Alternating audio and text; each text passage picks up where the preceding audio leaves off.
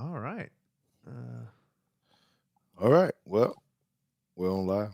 yeah, we are. We are while Charlie's troubleshooting. Okay. Well, this is the part where I always just like to get going and do things. And before we get started, I want to go ahead and say Merry Christmas to everybody. Happy holidays. It's about that time. This will be the last show before we get ready to say that to you. So we want to be able to do that. We got a very interesting show tonight. Be patient with us right now as Coach Williams is working on his camera and his sound a little bit with us.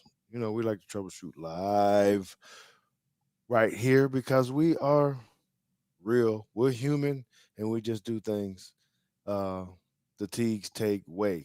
All right. And so we shoot straight from the hip all the time. So we're going to talk about the portal a little bit today. We got to hit a little bit on Alabama and what has happened today. Not too much because I don't want to bore Coach Williams with all Alabama talk, but he got an opinion on that because he's an SMU fan and he think I don't know. I think he thinks they're supposed to be in the in the college playoffs or whatever. But we'll ask him about that. We just got to ask him a whole lot about the differences. How's the portal? How's it changed things?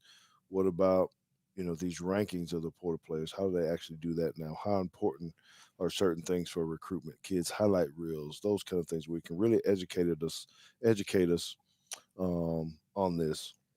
And of course, it will slide in just a little bit of some of these guys that we got today and try to figure out, what it means for Alabama when you have big time people like LT Overton, leaving Texas A&M to come to us. So it's uh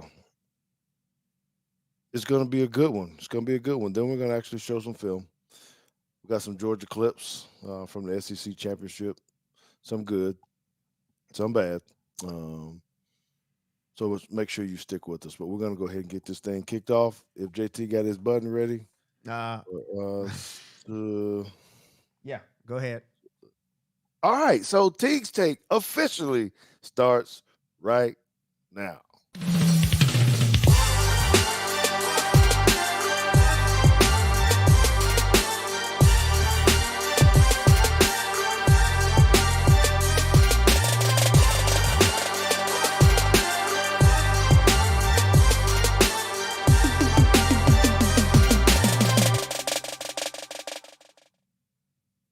Okay, well here we are on this Wednesday. Obviously, you can tell I'm not at the Lantern. I'm not at the bar tonight. I wanted to be able to stay home over these holidays and just sit in the comfort of my little chair here and be able to talk to you guys about all things Alabama and beyond.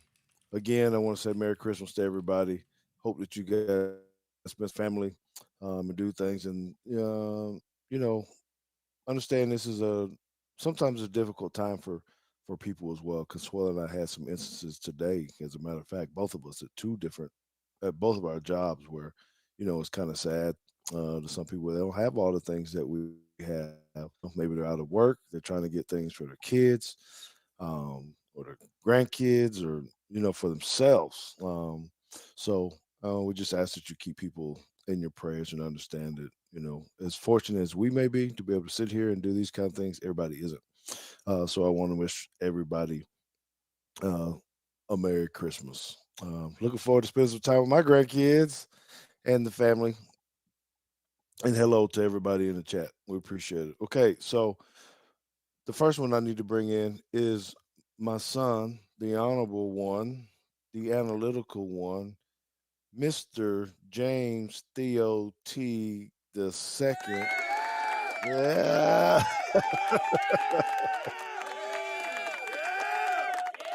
I wanted to tell him again that as much as I was just saying that we got to be kind to people, I think he mistreated me a little bit today. I'm going to explain why because he's probably trying to figure out why. Because he does this all the time, right? So I am his athletic director. I'm not just his dad, but I am his athletic director. And I got wind from some sources at school today while I was there that you were in the building, didn't swing by the office, give a text, drop off some cookies or nothing. Can you Some explain to cookies. everybody why? I don't know anything. I know you like cookies. You probably got extra bags all in your Yeah, trunk. so why would I bring you some Mm. cookies? They're mine. Okay, well, why would you just drop in and be like, "Hey, man, peace," I'll see you later tonight. Anything, something. Because I was going to see you right now. You probably weren't even in there. Yeah, I was. So that's the poll we need to put up. Should JT have came by and said I'm hello not. I'm to not his interested. pops What or I'm not? not interested in hearing at all what chat has to think about in this in this instance. Well, why not? Because you know which way it's gonna go. No, It's good to because see you, nope. Joan Hart. I'm not interested. Well, okay. Well, I'm just saying. I think that was kind of bad because the guest that we have wouldn't have done that. He's been around me for a while. He did play football at SMU. He's coached with both of us as offensive line coach, defensive line coach, ran our JV teams at Carrollton Christian Academy, did some work for us at Shelton and at JP2. And he's always helped me get kids to be placed in college. So, like a college recruitment, as in, yeah, college recruitment officer. So this gentleman got a lot of passion for it because I don't know if I ever bought these cell phones from him too, because he was in the cell phone business too. Yeah, Did you he know that, was. Well, JT? he was No. also in the internet game. He was doing. Yeah, man. He worked for Spectrum there for a minute. So jack of all trades, my man. He is now at UNLV as the offensive quality control and recruiting analyst. Mr. Charlie Williams, let's bring him in and see if we can hear him, see him. Yeah, yeah. That's what I'm talking about. You got any Can you hear us? Yeah, but we can't hear him. We can't hear I'm you gonna switch still, his brother. microphone. I'm trying to refresh it. Yeah, don't Um, touch anything. but no, I don't. Can't hear him right now. What about now? There it is. Yep, There there we it go. is. Okay. You just on mute, wasn't you? Man, Nah, nah, just for some reason wasn't connecting. all right. Well, we're extremely glad to have you on, brother. Miss seeing you. I'm checking out the red and the black right there to kind of see if if I'm liking that on you or whatnot. I don't know, man. I don't know. You Look, know. hey, I'm loving it. I might have something for you though. Okay, okay. Well, then I love it too. Then yes, too. I love it too. Then so, why don't you tell us what you do, what your role is at the school now? How you know Um, daily work. What do you got going on? that's a lot. Primarily, drawing scout cards for the the opposing team, preparing the offense each and every day. Input all data. So like we used to do on Huddle, we use XOs. We just come in and put in all the plays we call through our practice and make sure we tag it correctly. Other than that, recruiting, of course, hitting these kids up, reaching out, trying to get them interested in UNLV, setting up visits, the whole nine. But honestly, whatever position coaches or the offensive coordinator asks, we're trying to do from drawing plays, installing plays, connecting with the kids. And I'm primarily in the tight end room, so of course connecting with those guys, making sure they're up to par, make sure they know all their plays and things like that. And every Sunday is game plan day, so we go and talk about the opponent. I do write ups for the defensive line and linebackers, so I kind of watch film on the opposing team and find their weaknesses, their strengths, and talk about it and present that on Sundays. And then Mondays you like got install, your walkthrough, kind of getting the introduction to the game week, and then Tuesdays it's full padded practices. We go from there, and then Wednesday, Thursday, and then Friday, we got our either travel day or if it's at home, we go to a team hotel and get set up and get ready, go through all of our meetings, and then Saturday we kick it off, and kind of that's pretty much it. Okay, but so what about the? And I know that's a grind, and that you up there. He kind of summed that up kind of fast, but the amount of hours that actually takes, and he's probably there before everybody and Uh, there after each other too. So, but I want to ask you too about on your recruiting side, because you always had all the knowledge, helping us get kids to college. Um, breaking down film, huddle, helping them make highlight tapes and all that kind of stuff. What about this piece now that you're on the other side? Um, what do you have to do to analyze, I guess, players? So we have our grading system that we use, like a chart. And I don't know if you remember a few years ago, we had a chance to speak with a coach from Colorado and go through the grading system and ranking, kids and from speed, agility, height, and so many points. Say he's an offer kid. Some coaches can tell by the eye test. They can turn the film on and say, "Hey, okay, he's an offer kid." And so, but one of the things that I took from now, I know what to look for. As before, I thought I had an idea. I was like, okay, I'm gonna create this highlight for you, and I know they're only gonna watch 2 minutes. It's really watching 2 minutes of film and really trying to gauge on what a kid can do, right? How he fit in your offense.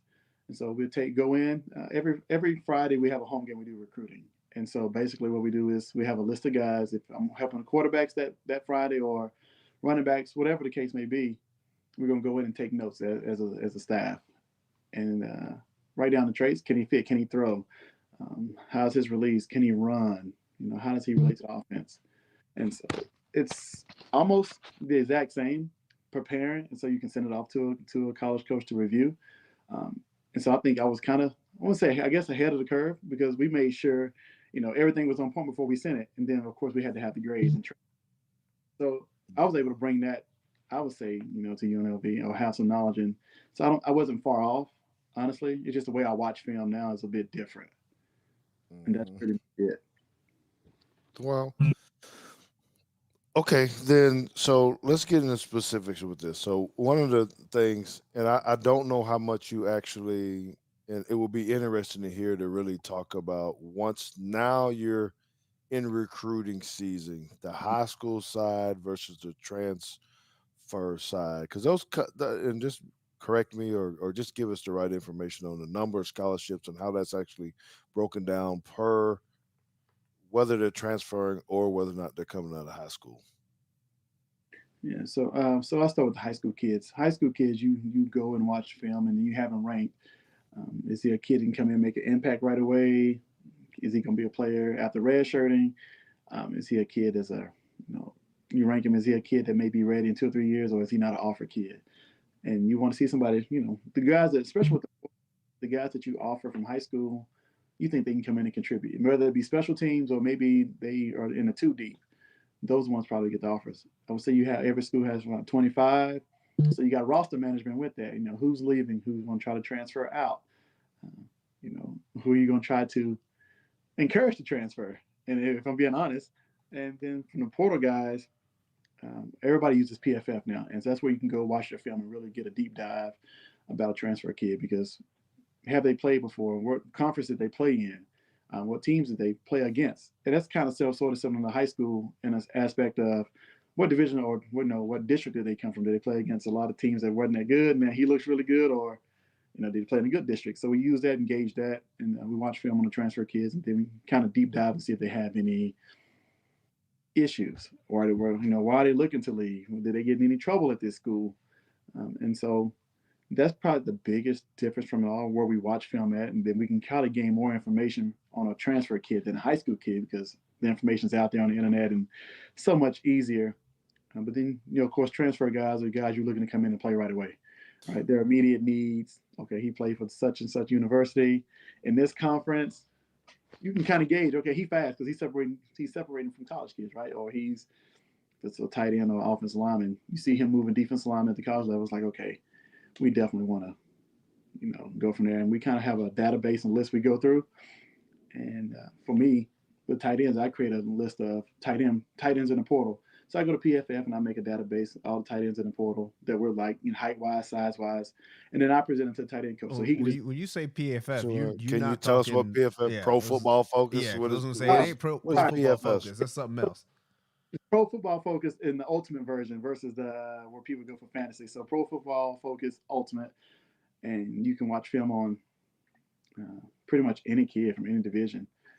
Is Um, that something you guys only have access to? This is a paid service that colleges or is this something out there that the I could go sign up for? so you can, if you get a license, you probably can get a PFF. So we do pay for it. And everybody kind of got their log in and go from there. So you could pay the yearly subscription if you wanted to go do that and watch all the film on all kids. It's the all 22 film, so you can see everything. You Oh, see, well, see, that's That's what where we we can't need. find it. Yeah. Well, can't find it.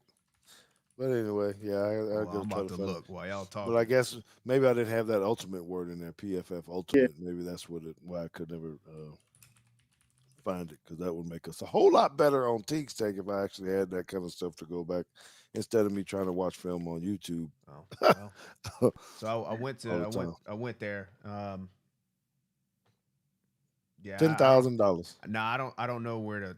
It took me to the login page, but I don't know where to get a license from. So, You log in, try to create an account, it'll take you there. But maybe we can talk offline about that all one. right. All right, we're good. We're good. Thank you. It's always good to know people, man. Okay, and so you were talking about this, trying to find your tight ends Hmm. in the portal. Okay, um, you how do you guys rank them? So, for instance, and I want to call this guy's name because, like I said, we're really excited about LT Overton coming to Alabama from Texas A&M, coming over. I know you like them linemen too, and you like all the stuff that's going up front, you know, and that's going to make us tremendously better. It's probably also going to make it to where people start following him or doing different things. Who knows what's going to happen to all of A&M? But my question is not necessarily about him. It's about now, how much more difficult is it for you guys, or when you're, so there's two parts. One, I'm reading, it says, hey, Overton is the number 2 defensive lineman in the portal, blah, blah, blah. Who ranks them? Who's doing this now? JT's kind of giving me a hint about it, but I kind of want to see how you guys do that as coaches. And then if there are, I can't even imagine how many defensive linemen are in the portal or how many tight ends are in the portal, but how many of them are you actually going to look at, and how do you know where to even start? So we can use Pro Football Focus Ultimate for that as well. So you can see the PFF grades, right, and kind of get a ranking on that. And then you can go through and say we got a legit shot maybe to go with this one, or okay, I'm not gonna waste my time on a kid that's coming from a Texas A&M, or you can know you have a chance to get who you should go after. But from there, but PFF has categories. So say I know we're looking for a tight end who can block at the point of attack. That allows me to go look at all his film and point of attack, and they grade it. Say he's graded out 67% for the season. I'm gonna go get him and look at him versus somebody who graded out at 39%. And you can rank them from that based on what you're looking for. That's why I love the website so much, because anything you're looking for, you can find based on what you're looking for. Uh, what's the percentage of him? His targets attached, to the line of scrimmage, or is he flexed out? How good was he flexed out? If we want tight end that flexes out, then I'm gonna look at and rank those by the PFF grades, and then go watch the film. I may watch 30 kids and say, okay, here are the top 10, and then put those in order, and then save them to a file, and then give it to the tight ends coach to look at. So it's the same process with the defensive line. Try to find the highest graded one on what you're based on what you're looking for. From pass rush moves. How often does he get off blocks? How often does he stay blocked? Can he split the double team, or hold his gap versus the double team? All those percentages are in there, so you can go through and look at each individual thing. It has something called quick key video, and say throughout the season they may have 25 snaps on that one specific thing.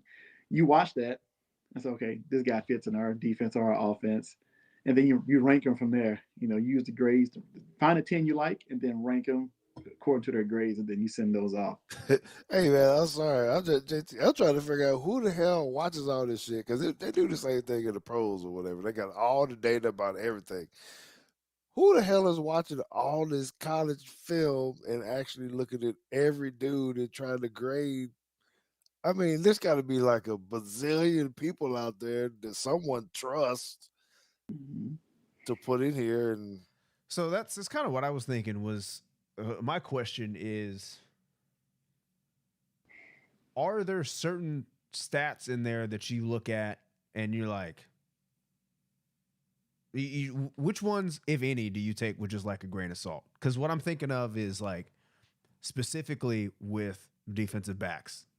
It's like how many times was he targeted versus how many catches did he allow, and you're looking at a lot of times it's like, yeah, he's in the frame and it looks like it's his fault, but it ain't his fault. He's covering for somebody else. So is there anything in there that you're like, okay, these are objectively true stats? Like I know they're pretty spot on with this one, and then other ones you're like, they're close enough, but it probably ain't that accurate. It ain't, if it's above 60%, okay, well that's good enough. Right. So I'll tell you something that's very tricky is make sure you look at the snap count, right? Because say somebody has a high PFF grade, then you look, oh, they're not the starter. Oh, they only got 39 snaps. Okay, well, they look good in those 39 snaps. They got this high grade, but they haven't really played much. So it's a little like, okay, you don't have much film. Versus a DB who's probably had 500 snaps on the season. I'm able to go and look at, passing completion rate versus him versus man and zone. How many explosive plays did he give up? How many touchdowns did he give up? What's the QBR versus him? So every detail is in there.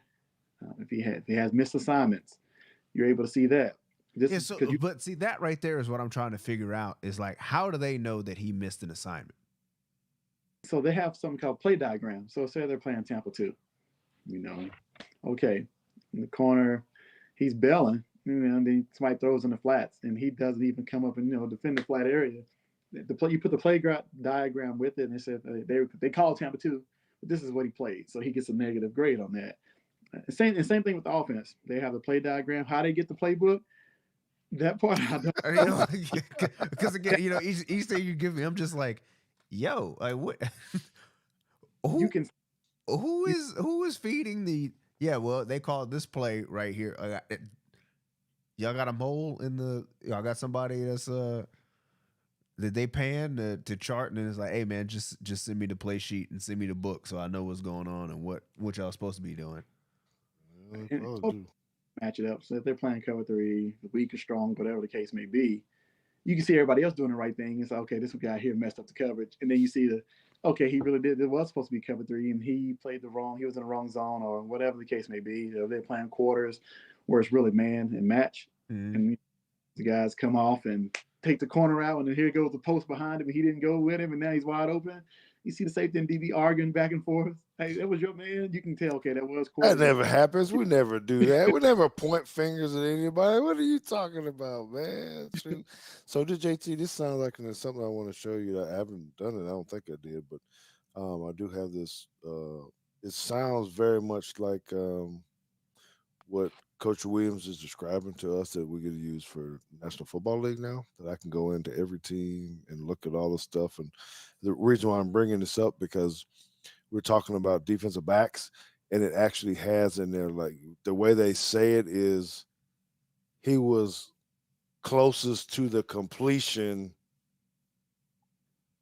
30% of the time or whatever it was, which doesn't mean it was his man. So it's not quite as far as where, it doesn't say a mistake, like what you're saying, that you could be the safety who broke out of the middle of the field and came over and got really close to the guy. And if it completed it, you basically would get a negative mark because you were closest to the completion. So it looked like what I'm looking at. I have to now do what Coach Williams has said and say, okay, whose fault is that, except it doesn't have a play diagram? I got to actually click on the link and actually watch the 30 plays or whatever it is. So anyway, I know you'd be interested in it because it has a lot of stuff like that. Insights, particular players, how fast he gets off the ball. I mean, there's so much stuff, man. There's too much for me to use as an analyst, because then there's so much good information, but like you said, it can be overload because it's like, oh, well, he also did this or didn't do that, and in this situation is this and that. So I don't know how much time they spend on that stuff. I'll tell you how much time I did doing efficiency stats on my defense this year at the end of the season, and it was like 1 hour. And after that, I was like, that is enough. Well, your stipend's not quite the same as what they're making in college either. Okay. All right.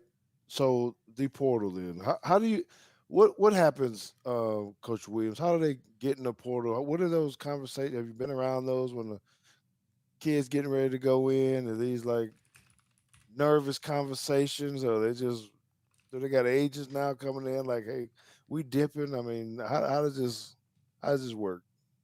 Well, I guess twofold. You got those kids, like you said, you're encouraging them to go into the portal, right? You got 1 year left, but you really haven't played. Go sit down with the head coach, or the position coach, and have that conversation. I haven't been in the room when they had those. No, I was gonna ask how, like, what is the tone, and how do you kind of deliver that news? If you had to do it, what are you saying? Just like, hey man, uh, portal's open today. It's been Here's the fun. list. Here's the address to the compliance office. You got all these sticky notes on the desk and in a chair to say portal on it. What is Or going you just go in there, you hand them a trash bag, go like this, take this to your locker. Oh, you want to be prepared, and that's something I would do. So, say, just for instance, have a tight end we want to send to the portal. Okay, go find me all his targets, find me majority of the film from all the season, practices and all. Go find missed assignments. So when the position coach is talking to him, now you got film to present. Like we're trying to pretty much upgrade, you know, and wish you the best. But at least you got facts and proof to back it up with film and everything Mm-hmm. else. Right, so you're just not saying are you gonna give them their film? So this was down. one of our guys. Are you gonna help them? If you're I guess there's two folds. If you're asking them to leave, are you saying, hey man, we're showing you this one. Thank you for all your time, but we're gonna give you a recommendation. I'm thinking like a job. When you find, hey man, it's good, but have them call me and I'll give them a good word, or what. What are you doing with them? Are you making a highlight reel for them, or is the kid just kind of left on his own to try to go scrap up some tape? And I would say with our head coach, who's like very personable, family man, he'd probably try to more than likely he's going to try to help them find a school, right? And then you have then you have those kids who I'm going in the portal. I ain't playing. I'm unhappy. I want to go to the portal. They're probably already downloading film and watching their film. Recording with their phone so they can go out and kind of promote themselves. And that conversation is like, I'm gonna go to the head coach and hey, I want to let you know I'm hitting the portal. And then of course you get your letter from email from compliance that hey, you're officially in the portal. And so that's a different conversation. Then you got those kids who having great seasons that other schools probably trying to convince to go into the portal, via agents, those uncles or whatever the case may be. And that's probably gonna be a whole totally different conversation. Because now probably dealing with, how can we keep you here, And so that's a different conversation. But you pretty much know those who are going to hit the portal, especially if they've been on scout team all year. Probably don't see themselves getting on the active roster. They're usually loud about it, and I'm going to the portal at the end of the season. And so those you don't, I guess you say you don't mind losing, right? Especially don't any negativity on the team, especially when you got a great season. Keep the positive, good players around. And so I think so, every conversation is different. well, first of all, JT, I think you'd be kind of interested. 'Cause I'm saying this, I'm being snarky here because I can't imagine what the portal looks like if there's 50. I don't even know what that spreadsheet looks like or what that is, but I'm sure you probably can design something, JT, on the back end where you can kind of populate names and people and places and stuff. And it might be that easy. I don't know, but it just seems like it would be a nightmare for me to try to find 1,500 kids in a transfer portal who's really good and who isn't. Um, so I don't.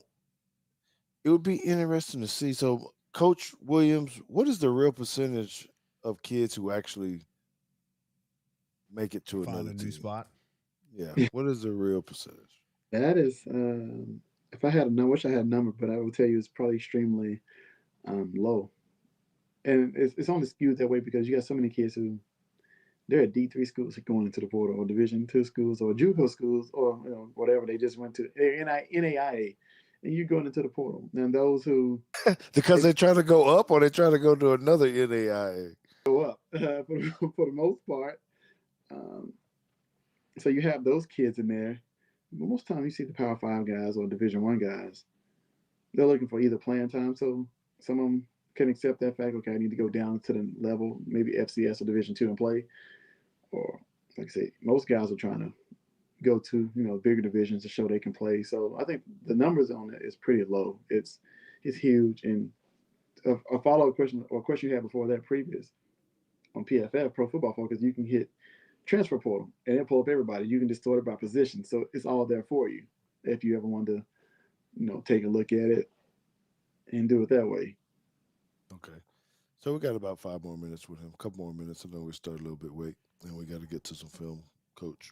Um, so the other piece that I guess I'm interested in is what, because you're dealing with this now too, right? Okay, so what, help us with the process of maybe what happens for a kid now that is trying to get to the pros, you know, what do you got? The scouts come in? Are they watching film? Are they just asking questions? What I mean, how does So that process really work for those guys in college now? yeah, and I'll use one of our own kids, Donovan Lester. Right, he's getting ready to declare for the draft, and but throughout every week you see scouts there. They're lined up at practice. They're watching practice. They're taking notes. After practice, they're in a room watching film. Watching everything from practice to games, going back at least 2 years watching tape on you if you have it. They're talking with the trainers and the doctors about injuries, trying to do their deep dive on you, asking questions about, just any and everything about a kid that they're interested in, who they think can play at the next level. Um, so they're usually there, let's say, sometimes 5 to 6 hours from Mm. practice, to after practice, post practice watching film, um, and then they go around asking their questions about a certain kid. And so that typically we saw it throughout the season. We would have at least 10 or 12, scouts there from different teams every practice, and so that's exactly what they would do. They would just, like I said, come to practice and then go lock themselves in a room and just watch film. That's kind of crazy. I mean, I guess it's not crazy. It's good, but it's a reminder that you got to be on your game in practice. Every day. And, I mean, because you think that guy's standing over there in the Colts shirt because he's a fan or something, but he's might be with the organization Right.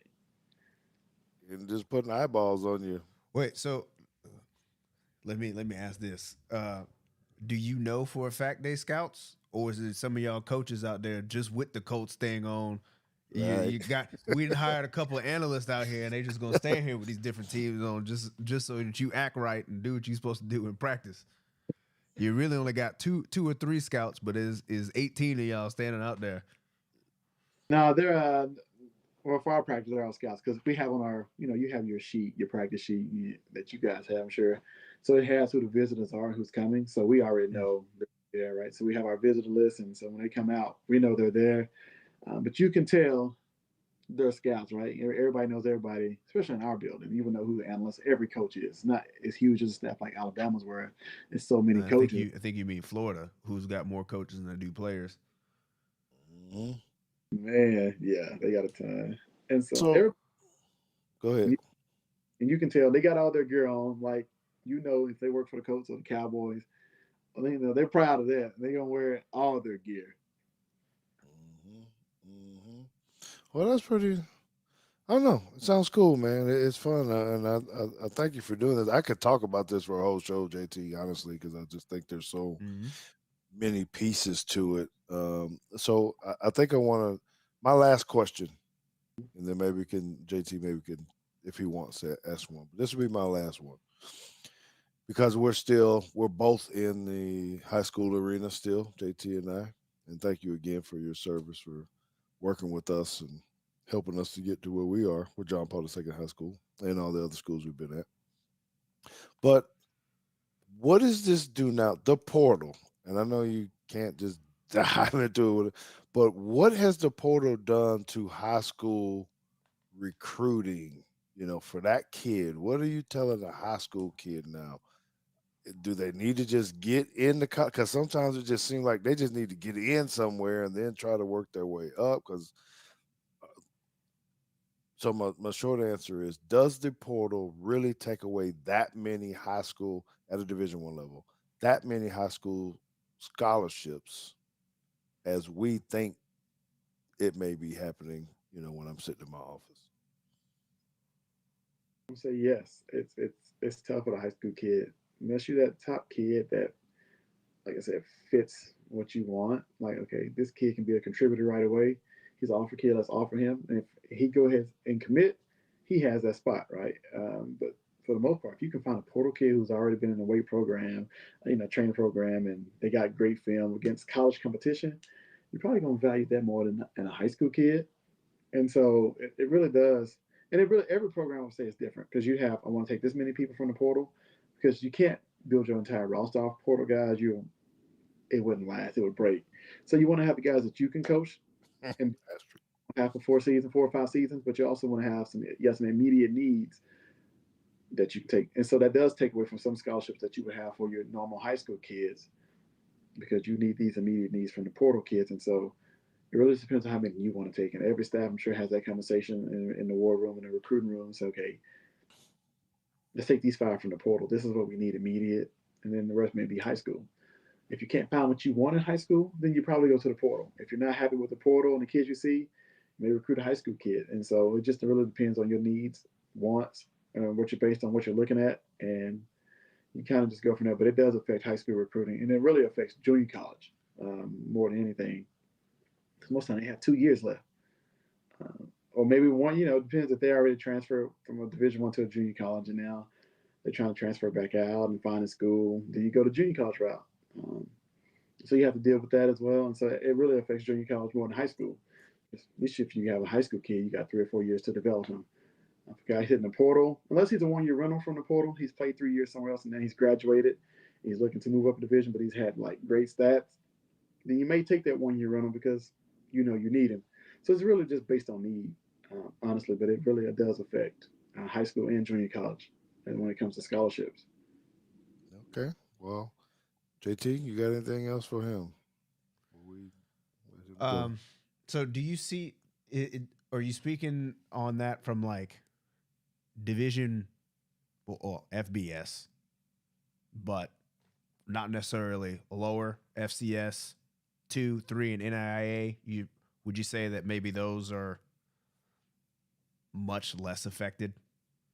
I would say, yeah, they're less affected. Maybe not FCS because FCS guys are waiting for those FBS guys to kid the portal. Oh, you don't have a home. You can still play Division I and come to FCS. You only drop down a level, but you're still Division I, right? So you see a lot of Division II programs get a lot of a lot of great high school talent because they don't have a home. So it really doesn't affect, say, Division II, Division III, or NAIA. They benefit from it because now they're getting a lot of kids who probably would have went to a bigger school, but they didn't have a home. So now they have to come down and play, at Division II, which is great football, by the way, because there's a lot of great schools, Division II, Division III. Man, you just made that sound like someone need to be trying to build that that Division II powerhouse and start going to knock off some FCS schools. Just go get these top recruits that are mad because they ain't land somewhere. But anyway, this is good to hear that. University of Alabama got. I think they got 19, at least 19 that are straight out of high school. Could be higher than that with not very many transfers in today. It is interesting though how many of them are actually there and already starting to practice. 19 of them that are early signees that are already there. It's kind of crazy. It's weird to me, but okay. Well, Coach Williams, why don't you tell everybody how they can find you, follow you? I know you do social media and things, so tell us where we can find you at. Yeah, so you can find me on Twitter at Coach Williams II. Um, Pretty active on Twitter more than anything else nowadays. Kind of live on Twitter because that's where all the kids are as far as dealing with recruiting and things that's going on in the industry. But yeah, you can find me on Twitter at Coach Williams II. I really appreciate y'all having me on. I really appreciate you for everything from CCA to Shelton, jump ball, man. It was a wonderful ride and it really helped me in my career, learning so much from you and the staff that you put together. I mean, it was wonderful. And so I really know that it really prepared me for where I'm at now. So I really appreciate you and appreciate you having me on the show.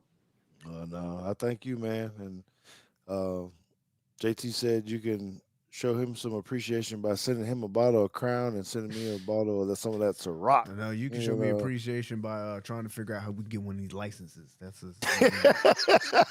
All right, that's off the air, man. We ain't talking about that no more. We ain't talking about that no more. So anyway, man, we do thank you. We're gonna round of applause for this dude one more time, JT. Really. Yeah, man. Coach Williams getting jiggy with it. So, Love it. all right, man. Well, you have a good day because it's probably still sunlight out there for you on the West Coast. And I don't know if you saw Joan he Hart. mountain time. You mountain time, ain't you? Nah, Pacific. I'm out here. I'm 2 hours Pacific. behind. Yeah, so Joan Hart saying hello to you too as well. We saw that, so we miss her as well. All right, well, let's go ahead and let our guests go, and we're gonna go ahead and move into some film. JT, if you're ready to get it on, I think that's pretty amazing. You know, just to hear some of his talking, like I think I could talk to him a lot about that stuff. Just Yeah, so we do. I guess you got to give your disclaimer because we did get a couple of questions. Like, what's your take on Drake Kirkpatrick Jr.? Okay. He's one of the stars of the recruiting class. There's another one in here somewhere. Did we think Ryan Williams was going to flip? And do you think Tristan Jernigan flips to Alabama? Okay. So yes, these are all tremendous questions, and I do have to say and be honest with you guys about this, right? So the process of where we're at with Teague's Teague today and during the football season, our takes are usually on the current game. I know there's no game right now, but we're still trying to prepare for what's going to go into the bowl game and all those kind of things. So we're not really watching film or having very many opinions on recruits. I apologize for that. There are a lot of other people that can do that. The Bama Standard, for one, our good friends, they are always up to date on what's going on in the recruiting world, being able to talk on those pieces. That's just a different angle that we don't currently do. So, what we are going to do that we want you guys to be aware of that after we win the national championship, uh, we will then flip to that piece because there won't be much. And where we're showing film of current games, we'll go in and start analyzing players, especially if we can get part of this film stuff and try to figure out. So this all 22 stuff that we will start breaking down recruits. How do they fit into Alabama schemes? Those kind of things. So we are not there yet. Um, so I apologize for that. We're current. Okay. So um regarding the I do want to say something about the Drake Kirkpatrick um Jr. piece. JT watched a little bit of film on him. It looked like he's a big hitter and all that kind of stuff. But He reminds me of Jalen Key. okay. Uh, and I have no issue with that at all. Um what was interesting to me about this was that I was listening to Coach Saban talk about this, and I did not realize that Drake Kirkpatrick was the first legacy player uh, to come into Bama under Nick Saban. That kind of struck me. Kind of, I don't know. It didn't make me feel bad or anything. It just was. It shocked me. Legacy player means your dad played at the school um, as well, and we were kind of wondering on why that hadn't happened. Why we hadn't had more people. And I don't know, JT. I don't know how you feel about it. If you got an opinion one way or another, I just know a lot of the guys from my area they didn't go to. Most of their kids weren't coming to Bama. They were going to play for Well, so Taboo. I'll say this specifically with Drake Kirkpatrick. I think the reason that there's not a lot of legacy kids um, generally right now is because most of those kids are not old enough. Drake Kirkpatrick was at Alabama recent enough ago to where I remember it like vividly, like 2010, 2011. Um, so I think Drake Kirkpatrick Jr. was um, one of the early. He's probably one of the older legacy kids. So I think there's an opportunity to be more. I think that there's a lot of the guys from 2007.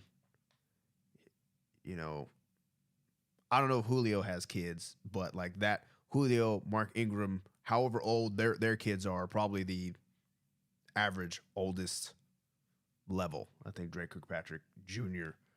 is especially older. He's one actually coming out of high school. I don't know that most players so far got kids that age. See, yeah, and I probably confused everybody with that. And when I was thinking of legacy, I wasn't only thinking of legacy people that actually played with Saban. It could have been the ones who were there and whatever. When did he show up? When did Saban come? 2007. 7. So the 04, 05, 03 to any of those guys that might have played Mhm. there didn't play for Saban. They're old enough that they probably could have some kids that are Yeah. of age, and maybe they're just not good enough. I don't know, but it's kind of interesting to see. But neither here nor there. Um, I think we need to get to a little bit of film. Try to run through these a little bit if we can, brother. Yeah. All right. Let me find the scene. Here we go. Okay, so for those of So, y'all that are listening, go ahead. oh, You got it. well, you're right. I need to do that first. For those of you listening on the podcast, your website, podcast, or whatever it is, go find us on YouTube, live.teague.com, and come back and watch films so you see what we're talking about. Because if you don't, none of this is going to make sense to you because we're not very good at conveying the film via words. Maybe we got to get some radio training. So with that, we'll see y'all later. And those of you that are here watching us on YouTube, Yeah. thanks. So we're going to get into the film. I'm going to go ahead and apologize for the big black boxes. I'm really trying to protect our channel and Justin's channel from getting these copyright strikes. So the logos who shall not be named are behind these giant boxes. So we'll have to deal with that for right now. But this should be play 1. I think. Our This is videos. 3. Oh, this is 3. It's okay though. Oh no, I got them all in order. Here we go. 2nd and 7. That's right. All right. Okay, so this is the actual touchdown run, I believe.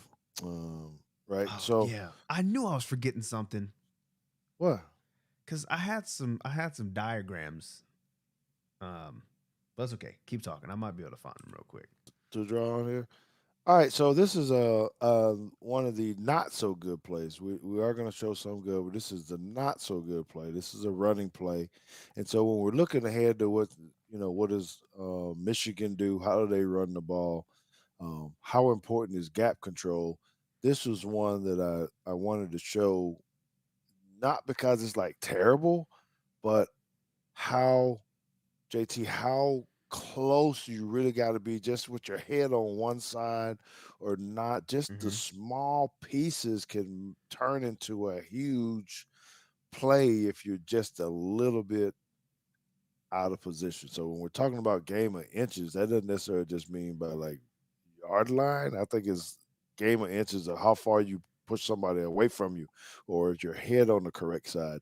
Um, and whatnot. So this play is actually going up towards the top of the screen, I believe, if I'm right.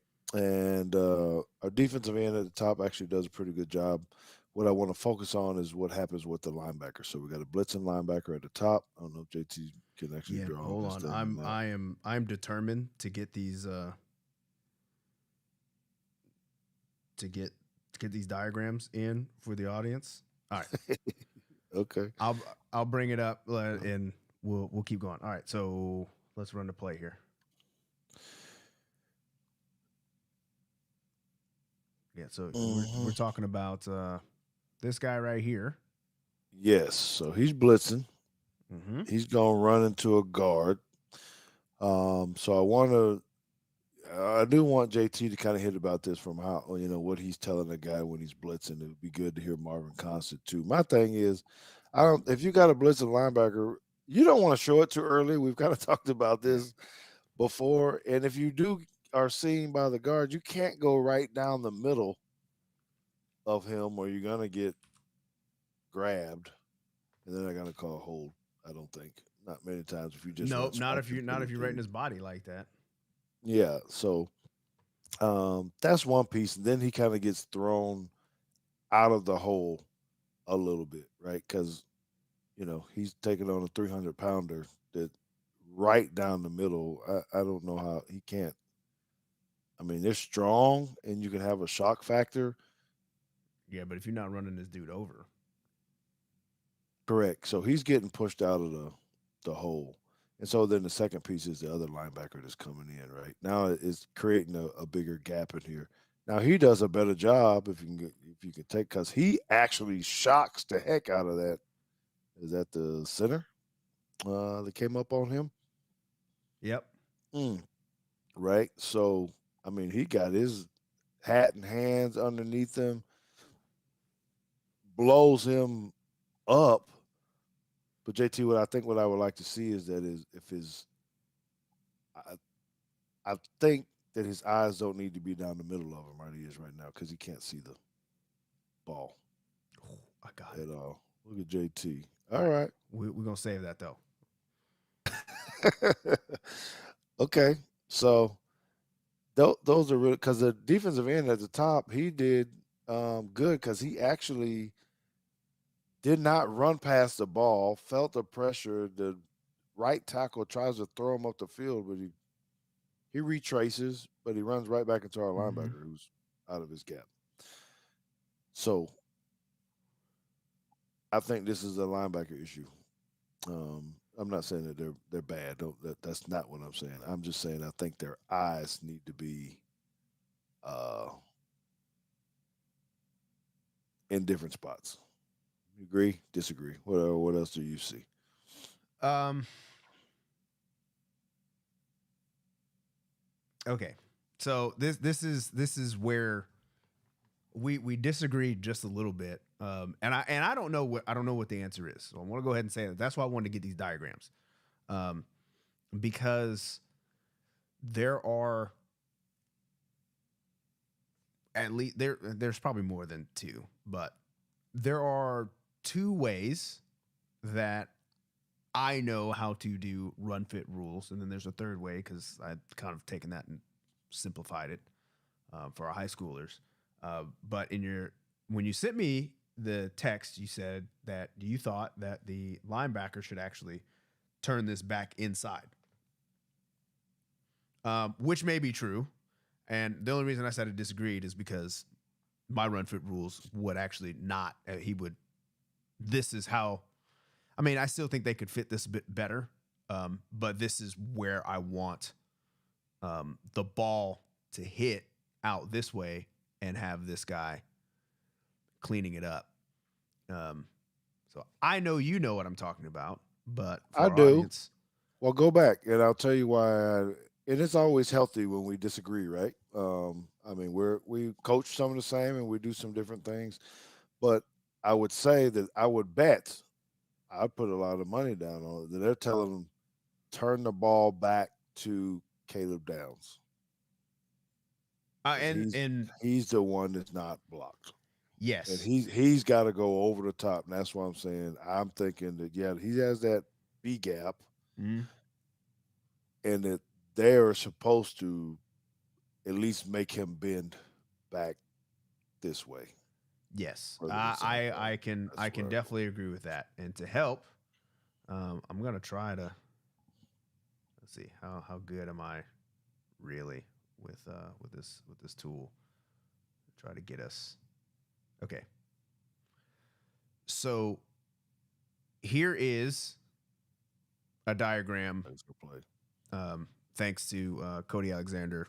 Uh, he draws this kind of stuff up all the time. So I just snapped this picture from one of his books on my phone and quickly tried to get it up on the computer. This is this is the run fits that you are talking about, where Caleb Downs is actually this backside safety, and in our diagram, he doesn't actually have to come down like this. He's kind of already sitting here, right? And this is what we call a box technique, because you are trying to build the box and you want the ball to hit a wall here and bounce back this way. Correct. And this is where your backside safety or Caleb Downs ends up supposed to be making that play. My defense, as I teach, is more of this.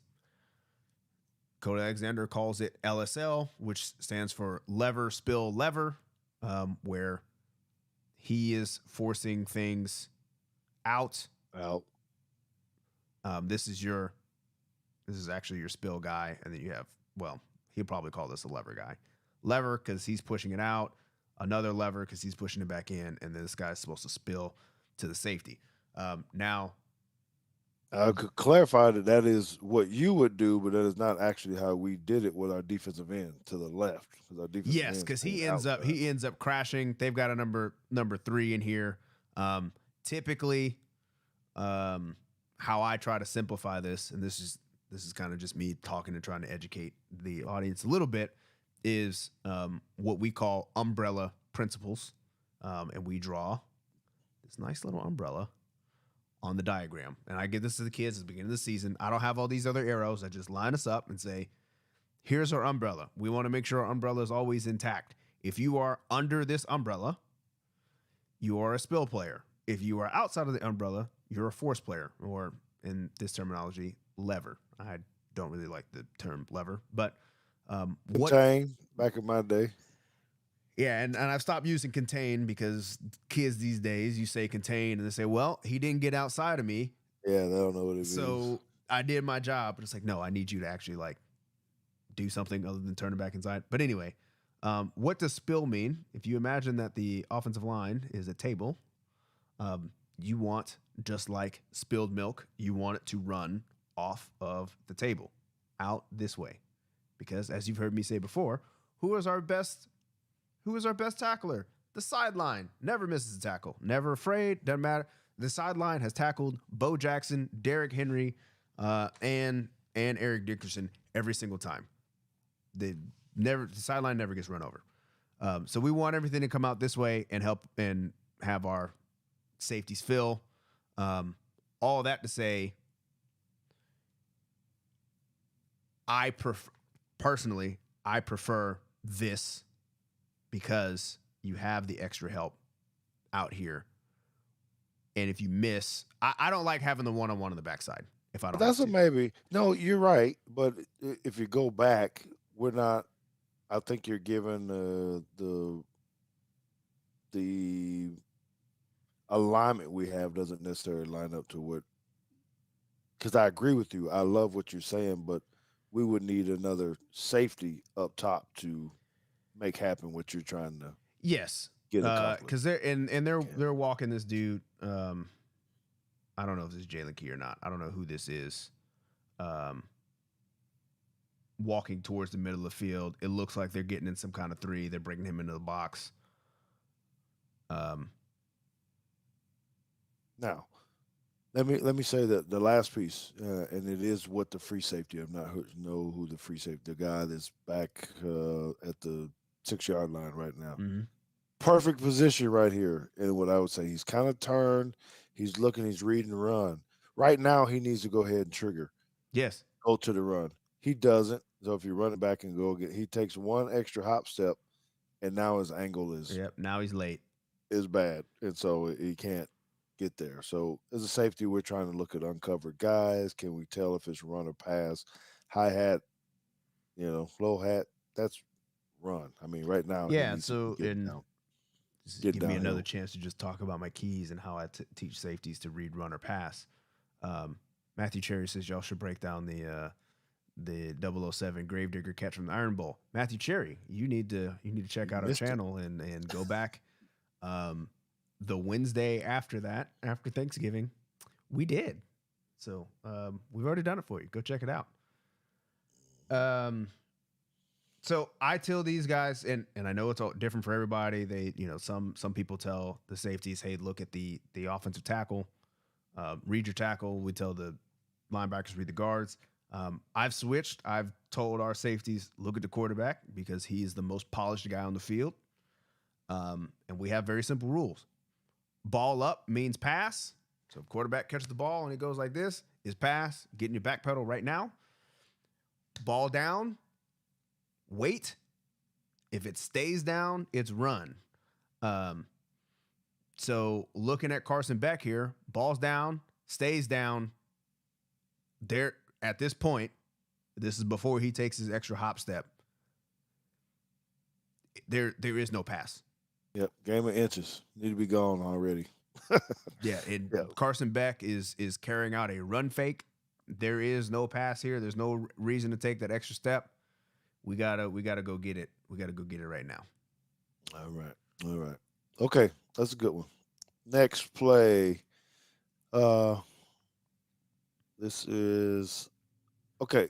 So a lot we could talk about here on this one. This is actually a pass play,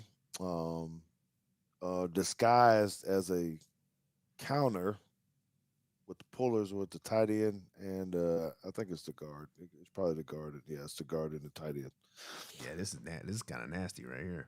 It is. So I was like, okay, this is kind of cool because you got crack blocked by the. Yeah, especially if you're telling this guy to read number 2 and he's coming in to crack somebody. So this is a Malachi highlight. Is what I just thought it was outstanding because when you're looking at this offensive play, I don't even know who thought of this or what offensive coordinator, but it's kind of genius, actually, because typically the first guy, the lineman, which is the guard, would come around, try to kick out the end, which he does. The second guy, the puller, which would be the tight end, would normally try to come up on the inside backer. But he runs past that and goes out to the flat. And they're influencing Malachi with the wide receiver, like they're trying to crack block him. So they're trying to get him up the field. Yeah, they're trying to get him to jump inside on this, seal him, and run that guy off.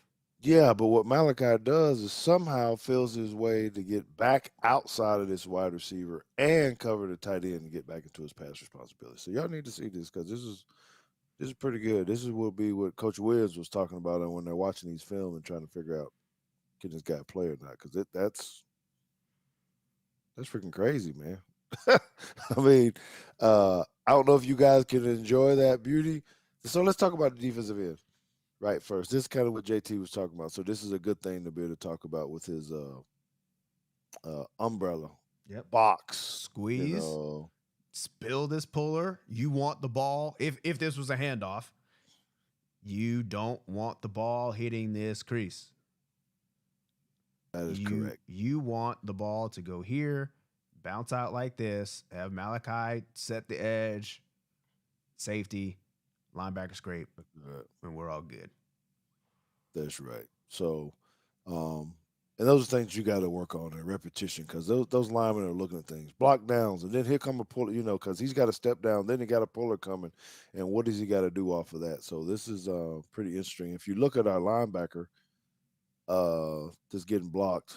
The one that's illegally downfield, by the way. Yeah.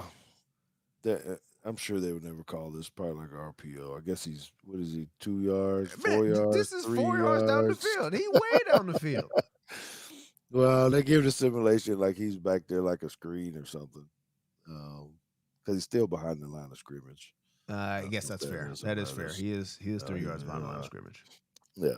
So, but anyway, so there's a lot to this, and I like this, and I don't know, maybe we need to show this from the Granado. I just think it's kind of tricky. I don't know how they could have done any better just because I think Malachi just kind of screwed the whole thing up because he could get blocked. This is one of those things where it's like you got a good play drawn up. It looks executed pretty well. You probably tell whoever this receiver is. I guess he's number 6. 6. You tell him, hey, you got to do better. But sometimes your opponent is just better than you are on that play. And you gotta give him some props in order to be able to do something like this and then go make a solo tackle. I bet they ran the handoff too fast. The fake. I think he probably should have rolled him a little tad bit longer because his ball's out right now. Mm-hmm. And Malachi is sniffing it out pretty quick. I mean, I don't know. It's just a hell of a play, bro. It's just a hell of a play. So anyway, another game of interest. Just tight things on here. They kind of got us blocked up. You know, he would have had to try to get past Caleb Downs, even if he would have missed. But all right, and I wanted to show this one particularly. Again, it's a foreshadowing of what we might be able to see against Michigan. Right, they're going to run the ball a lot. Again, you need to tune in next week. I'm going to make sure I try to find some film. JT might have to help me work with YouTube because I didn't record any Michigan games, and I don't know if I could actually go watch them in the library or not, or if I just got to get on YouTube and find it somewhere else. But we'll make sure we have some film for you, and I'll try to give you a game plan or a rundown of keys to win the game or how we can lose the game as well. And I know it's going to be around the running game because that's what they're very, very good at. They got a couple of running backs that are pretty solid. So when you're looking at run, this one right here, I don't know how I know it's short yardage, but we got a lot of guys up here like we don't really care. You ain't gonna run the ball, and I think that needs to be the attitude against Michigan. Mm-hmm. Don't you think, JT? Make McCarthy beat you. You just gotta throw it, man. I mean, we got these stud DBs, and we got DBs that can fill on the run like this. And we were talking about this earlier. Just look at the depth from Caleb Downs if you want to circle him where he's coming from. I know he didn't get the credit for the tackle, but he disrupts the whole play from depth. So as he's rolling that, make sure you watch him when he's going down. I'll try not to laugh on what I want to talk about afterwards with this, but that guy's pretty stinking good. Okay, so watch him creep it up a little bit just for a second. He's gone. He's going right now. It's fast flow. Yeah, he missed him, but good Lord. Okay, so the other one piece, can you go back a tad bit to the beginning and circle Dallas Turner, stand-up defensive end down here? Yep. You need to watch him, and then you need to watch that guy that's over him just to his right. The slot receiver? Guy, the receiver. The point man that's on the line of scrimmage. He's trying to block Dallas Turner. Hey, you ever seen that clip of Ocho Cinco when he tried to hit Ray Lewis? Yeah. No, I ain't seen it. And he came up to the sideline and he goes, because he ended up getting hurt. The trainers had to come get him. And he was like, man, I made a mistake. I tried to go in there and crack Ray just because he didn't see me, and he still ran me over. Hey, man, this dude got jacked up, man. It's Dallas Turner in there, man. It's just, why would you set that dude up like that, man? I know. That's the one where you got to put Bowers at the put the a point. tight end, yeah, something. Just go, I don't know, 21 personnel, something. I don't know, because that was doomed to fail. So I thought that was just another good effort play, and I think we're going to have to see some of that because there are guys flying around. Now, I didn't really judge the technique. Did they just swim everybody? Because it looked like we got people just arm over, and we had a slant to the left, and everybody else just ran to the right. But they kind of gave it away with a toss. It's fast flow, so everybody can go. We're just gonna have to see some of that. That's all I really wanted to get out of that, and we got to have something like that. And so, any other talking points you got on that one? No. Sir? Nope. That's a good play. That's the one to get you hype. I like Yeah, that kind of pursuit to football. it does, man. It does. And we're going to need that on January the 1st when we get ready to play those Michigan Wolverines and try to bring the house down. So uh, I want to go ahead and thank everybody once again for tuning in on both channels, on the Bama Standard and on Teague's Take. And if you are in the millions, we do appreciate you for being part of our family, the Teague's Take family. You guys are all Teagsters, and we're going to keep doing this thing. Again, we apologize for not being able to talk that much about recruiting. We will hit that come after the national championship, after we go ahead and win that. So, JT, I think it's been a great one. Always great guest with Coach Williams, giving us some insight on that, a little bit of education there, education with the film, and now we get back to the family life, right? And Wait, is and this do what is we this need to actually do. Lamar? He's sitting here. So I saw this earlier. Because he said Lamar Thomas has exited the chat. I thought that was a joke, but I Lamar, didn't see it. if that's you, appreciate you hanging around and listening to the show. We do it. We got to get him back on anyway because I want to hear some of his culture points on the wide receiver. So we do need to Yeah, get well, some maybe wide we can receiver get some clips. some wide receiver clips, and it don't have to be live. We can record those and get those uploaded. That's right. That's right. So make sure you hit the subscribe button on both channels, Teague's Take and uh, the Bama Standard. We appreciate everyone over there for giving us the opportunity just to do the simulcast and be a part of that family as well. So we're gonna call it a night, though. I got one more day of school, JT. If you ever drop by JP2 again and you don't come say hello to the athletic director, But I'm you gonna fire docking me? your I'm docking your check. I'm gonna take a little bit out of that thing. All $50 that you Hey, get, I'm well, taking it. somebody you need to go and find who stole my backpack with my name and my badge on it. Oh boy. I ain't. Anyway, no, I'm not because you should have came by. It'd have It's been probably different. sitting in your So, office. You probably got it.